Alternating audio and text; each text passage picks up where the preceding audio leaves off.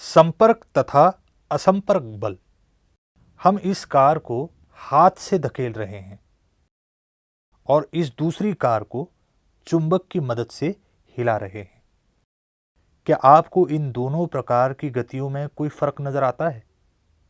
चलिए एक और उदाहरण देखते हैं। अब हम इन कागज के टुकड़ों को हाथ से उठा रहे हैं और इन टुकड़ों को उस कंघी से उठा रहे हैं जिसे हमने पहले अपने बालों पर घिसा हुआ है। क्या आप इन दोनों प्रकारों में कोई फर्क बता सकते हैं? कार को हिलाना हो या फिर कागज को उठाना हो, इन दोनों प्रकारों में पहले वस्तुओं को हाथ लगाकर हिलाया है और दूसरे उदाहरणों में कार को हिलाने के लिए चुंबक का उपयोग किया गया है। हम जानते हैं कि चुंबक के दो समान ध्रुव एक दूसरे से आकर्षित नहीं होते हैं, वे दूर जाते हैं, अर्थात उनमें प्रतिकर्षण होता है। कार में लगा हुआ छोटा चुंबक और हमारे हाथ में जो चुंबक है उनमें प्रतिकर्षण होता है। प्रभारित कंघी के इस्तेमाल से हमने कागज के टुकड़ों को उठाया। जब हमने कंघी को बालों पर घिसा तब कंघी पर इलेक्ट्रॉन्स का संचय हुआ। इलेक्ट्रॉन्स प्रभार से संबद्ध होते हैं और चूंकि वे हिलते नहीं हैं, इसे विद्युतस्थैतिक अर्थात इलेक्ट्रोस्टैटिक बल कहा जाता है। आप जानते हैं कि किसी भी वस्तु को हिलाने के लिए बाह्य बल की आवश्यकता होती है। अभी जो उदाहरण हमने देखे हैं, इनमें हमने दो प्रकार के बलों का इस्तेमाल किया है, संपर्क बल और असंपर्क बल। जब हम किसी वस्तु पर बल का प्रयोग करते समय उसे छूते हैं तब उसे संपर्क बल कहा जाता है। जब वस्तु को बिना छुए उस पर बल का प्रयोग होता है उसे असंपर्क बल कहा जाता है। क्या आप बता सकते हैं कि इस फल को गिराने में किस प्रकार के बल का इस्तेमाल हुआ होगा? सही कहा, यह हमारी पृथ्वी के कारण हुआ। वो गुरुत्वाकर्षण था जिसने फल नीचे की ओर खींचा है। हम इसे क्या कह सकते हैं, संपर्क या असंपर्क बल? आप इस प्रश्न का उत्तर खोजिए। इसके लिए आप अपने दोस्त की मदद भी ले सकते हैं। अब हम संपर्क और असंपर्क बल के बारे में जान गए हैं। क्यों ना अब दिए गए उदाहरणों में इन दोनों प्रकारों के बलों के उदाहरणों का वर्गीकरण किया जाए। एक आदमी द्वारा कुत्ते को खींचना, फुटबॉल को लात मारना, बल्ले से बॉल को मारना, फ्रिज के दरवाजे का अपने आप बंद होना, प्रभारित पीवीसी पाइप द्वारा सॉफ्ट ड्रिंक कैन का हिलाए जाना, बच्चों की हाथापाई। चुंबकीय बल, इलेक्ट्रोस्टैटिक बल और गुरुत्वाकर्षण का बल ये असंपर्क बल के उदाहरण हैं। मांसपेशियों का बल संपर्क बल का उदाहरण है। घर्षण। हम इस कंपास बॉक्स को ढकेलने की कोशिश करते हैं। हमें इसे आगे ढकेलने के लिए थोड़ी कोशिश करनी पड़ती है। आपको क्या लगता है इसकी गति को कौन रोक रहा है? हम धकेल रहे हैं, हम बल का प्रयोग कर रहे हैं। हमारे बल की दिशा आपके दाहिने ओर है। कोई अलग प्रकार का बल होगा जो इसे रोकने की कोशिश कर रहा है। इसी बल को घर्षण कहा जाता है। जब संपर्क में आई हुई दो वस्तुएं एक दूसरे के विरुद्ध दिशा में चलती हैं, तब एक बल होता है जो अवरोध करता है। उस बल को घर्षण कहा जाता है। घर्षण गति के विरुद्ध दिशा में काम करता है। अगर गति की ये दिशा है तो घर्षण का बल इन दिशा में काम करेगा। घर्षण को खराब बल के रूप में देखा जाता है। अनेकों बार इसके कारण मशीनों की कार्यक्षमता भी कम होती है। फिर भी ये बल कील, स्क्रू और माचिस जैसी वस्तुओं के लिए आवश्यक होता है। घर्षण के बिना न हम चल सकते हैं, ना ही वायलिन जैसा वाद्य बजा सकते हैं। इतना ही नहीं, पानी का गिलास तक नहीं उठा सकते हैं। चलिए अब इस कंपास बॉक्स को लकड़ी के तख्ते पर रखते हैं। अब मैं अपनी उंगलियों से इसे आपके दाहिने ओर धकेलता हूं। इसे धकेलना आसान नहीं है, गति में कुछ रुकावट है। अब हम इस कंपास को मोटे धागे से बांधते हैं। धागे के सहारे कंपास को खींचना आसान हो गया है। अब हम यहाँ कुछ सिक्के रखेंगे। सिक्कों के वजन के कारण कंपास बॉक्स आसानी से हिलाया जा सकता है। अब जब मैं 8 सिक्के रखता हूं, कंपास आपके दाहिने ओर जाएगी।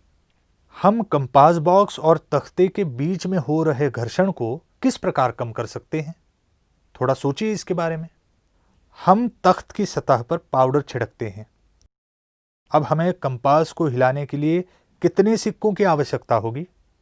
अब सतह चिकनी हो गई है। अब हमें कंपास हिलाने के लिए कम सिक्कों की आवश्यकता होगी।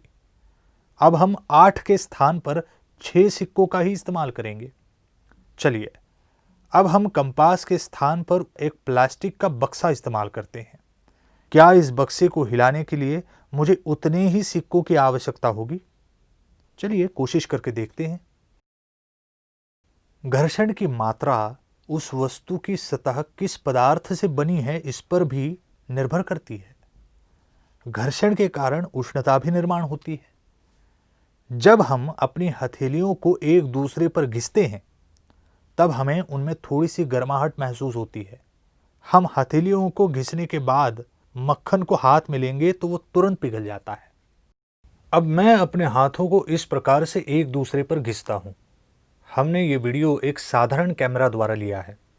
साधारण कैमरा के स्थान पर हम हाथों के इस कृति को थर्मोग्राम कैमरा द्वारा भी चित्रित कर सकते हैं। ये कैमरा मेरे हाथों में जहां जहां उष्णता निर्माण हुई है, ऐसे अलग अलग क्षेत्रों को चित्रित करेगा। अधिक उष्णता वाले क्षेत्र हमें पीले रंग में दिखाई देते हैं और ठंडे क्षेत्र बैंगनी रंग में दिखते हैं। आप भी इस पीले क्षेत्र को देख सकते हैं जहां घर्षण के कारण उष्णता निर्माण हुई है। ये कंपास बॉक्स लेते हैं, उसे एक हल्का सा धक्का मारते हैं ताकि वो टेबल पर सरक पाए। अब टेबल पर थोड़ा पानी छिटक देते हैं, मानो हल्की सी बारिश हो। अब उसी वस्तु को उतनी ही मात्रा में धक्का मारे और देखे क्या होता है। अब उस पानी वाली सतह पर तेल की कुछ बूंदों को छिटकते हैं और फिर से कंपास को उसी समान मात्रा में धक्का मारते हैं। अब बताइए क्या हुआ? यह बिल्कुल बारिश में रास्तों की जो अवस्था होती है उसके समान है। बारिश के कारण गीले रास्ते पर जब गाड़ियों का तेल गिर जाता है, ठीक वही असर। ऐसे रास्ते पर गाड़ी चलाना खतरे से खाली नहीं होता है। गाड़ी फिसल सकती है और दुर्घटना भी घट सकती है। जब हम ये डस्टर लकड़ी के तख्ते पर रखते हैं तब क्या होता है? क्या आपको लगता है डस्टर के सारे कोने तख्ते के सारे कोनों के साथ मेल खाते हैं? शायद नहीं। बहुत ही महीन स्तर पर या कहे सूक्ष्मदर्शी के स्तर पर हमें कुछ और ही दिखाई देगा। संपूर्ण क्षेत्रफल का मात्र कुछ ही भाग एक दूसरे के साथ संपर्क में है। ये दिखने में पहाड़ों और घाटियों सा दिखाई देता है। वास्तव में घर्षण बहुत ही महत्वपूर्ण होता है क्योंकि ये हमारे जूतों को फर्श पर चलते समय फिसलने से रोकता है और ब्रेक लगाने पर हमारी कारों को रास्ते पर रोकता है। अब आप अपने आसपास घटने वाली कुछ ऐसी घटनाओं के बारे में पता लगाएं जहां पर घर्षण उपयोगी सिद्ध हुआ है। संतुलित और असंतुलित बल। हम इस डस्टर को रस्सी से बांधते हैं। जब हम इसे उठाते हैं तब रस्सी में खिंचाव आता है। डस्टर का वजन उसे नीचे की ओर खींचता है और रस्सी का खींचाव उसे ऊपर की ओर खींचता है। अब मान ले कि डस्टर का वजन 100 ग्राम है, तो बताइए कि डस्टर को पकड़े रखने के लिए हम कितने बल का इस्तेमाल कर रहे हैं।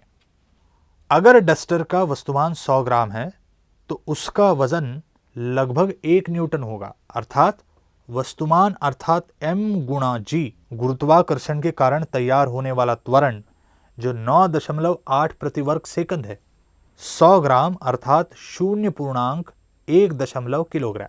इसलिए वजन बराबर m अर्थात वस्तुमान गुणा g बराबर 0.1 गुणा 9.8 जो कुल मिलाकर 1 न्यूटन इतना होता है। यदि हम स्प्रिंग तराजू से वजन करेंगे तब वो 1 न्यूटन के बराबर होगा, जो इस डस्टर के वजन के बराबर है। हम कह सकते हैं कि रस्सी का खींचाव और डस्टर का वजन परिमाण में समान है, या ये समान मूल्य के बल हैं परंतु बल की दिशा विरुद्ध होगी। इसी कारण ये संतुलित बल है। चलिए अब हम इस लकड़ी के टुकड़े को पानी में डालते हैं। ये तैरता है। ये तैरता है क्योंकि उस टुकड़े का वजन संतुलित है। इसका कारण है उस टुकड़े पर पानी द्वारा ऊपर की ओर बल लगाया जा रहा है। उसे उत्प्लावक बल अर्थात तैरने वाला बल कहते हैं, जिसके बारे में हम बाद में बात करेंगे। ये दोनों बल संतुलित बल होते हैं। चलिए इस पर हम 10 रुपये का सिक्का रखते हैं। अब बल समान नहीं रहेगा, बल अब असंतुलित हो जाएगा। जब हम लकड़ी के टुकड़े का वजन बढ़ाएंगे तब संतुलन खोने की वजह से वो डूब जाएगा। देखते हैं कि तख्ते पर पुस्तक रखने से क्या होगा। गुरुत्वाकर्षण पुस्तक को नीचे की ओर खींचेगा और लकड़ी का टुकड़ा उसे ऊपर की ओर धकेलेगा। ये दोनों बल परिणाम के स्तर पर समान हैं, परंतु वे बल विरुद्ध दिशा में हैं। इसी कारण पुस्तक संतुलित है। अभी इस पुस्तक पर कोई अन्य बल कार्यरत नहीं है। पुस्तक स्थिर अवस्था में है। अब हम धीरे धीरे पैड का एक सिरा उठाएंगे। क्या आप बता सकते हैं इससे क्या हो सकता है? कुछ समय के बाद वो पुस्तक पैड से नीचे फिसल जाएगी। क्या आप बता सकते हैं कि जैसे ही हमने पैड का एक सिरा उठाना शुरू किया, परंतु पुस्तक क्यों नहीं फिसली होगी? शुरुआत के काल में पुस्तक को फिसलने से रोकने वाला घर्षण था। ये एक असंतुलित बल है और जिसके कारण पुस्तक अपनी गति की स्थिति को बदलती है। असंतुलित बल के कारण त्वरण निर्माण होता है, जो कुछ समय के पश्चात रुक भी जाता है। चलिए अब हम इसी पैड पर माचिस की डिब्बी रखते हैं। क्या वो उसी कोण में फिसलेगी जिस कोण में पुस्तक फिसली थी? वस्तु पर जो बल लगता है वो संतुलित है या असंतुलित, इसका निर्धारण भला कैसे किया जा सकता है? सबसे पहले हमें वस्तु पर जो बल लग रहा है उसे और उसकी दिशा दोनों को एक साथ निर्धारित करना होता है। अगर दो भिन्न बल समान परिमाण के हैं परंतु भिन्न दिशाओं में हैं, तब वे संतुलित बल कहलाते हैं। अगर उनके परिणाम अलग अलग हैं, तब वे असंतुलित बल कहलाते हैं। चलिए इस सिमुलेशन के जरिए इस बात को समझते हैं। किसी भी वस्तु पर 3 बल कार्यरत होते हैं: गुरुत्वाकर्षण, साधारण बल और घर्षण। जब हम तख्ती को ऊपर उठाते हैं तब गुरुत्वाकर्षण से निर्माण होने वाला बल काम करता है, अर्थात वस्तु का वजन दोनों दिशाओं में लागू होता है, एक सतह के साथ और दूसरा सतह से लंब में। जैसे जैसे हम टेबल के साथ तख्ती का कोण बढ़ाते हैं, सतह के साथ तख्ती का वजन बढ़ता जाता है। एक जगह आकर वो दोनों दिशाओं में लागू होने वाले घर्षण के बल से अधिक होता है। अब बल असंतुलित हो जाता है और वस्तु तख्ती से नीचे की ओर फिसल जाती है। आपने रस्सी खींच का खेल अवश्य देखा होगा। जब तक दोनों तरफ के खिलाड़ी समान बल लगाते हैं तब तक रस्सी बीच में स्थित रहती है, पर जब बल असंतुलित हो जाता है तब जिस ओर अधिक बल लगाया जाता है वो पक्ष जीत जाता है। सारांश: हमने 2 प्रकार के बलों के बारे में चर्चा की, संपर्क बल और असंपर्क बल। हमने बल के कारण निर्माण होने वाले घर्षण के बारे में भी बात की। आप भी हमारे रोजमर्रा के जीवन में घर्षण की भूमिका के बारे में अधिक जानकारी खोजने का प्रयास करें।